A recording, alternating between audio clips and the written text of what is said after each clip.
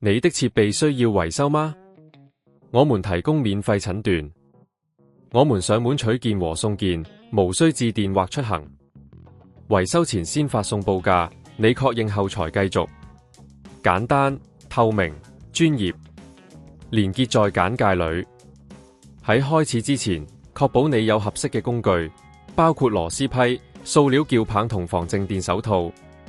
首先，關閉 Surface Pro 9，然後拔掉電源同所有外部設備。接住，你要用專用螺絲批，輕輕拆去背面嘅螺絲。記住要小心，保持零件唔受損。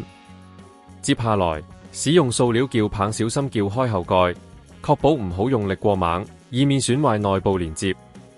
打開後，你會見到電池、風扇同主板等部件。你的設備需要維修嗎？我們提供免費診斷。我們上門取件和送件，無需致電或出行。維修前先發送報價，你確認後才繼續。簡單、透明、專業。連結在簡介裏。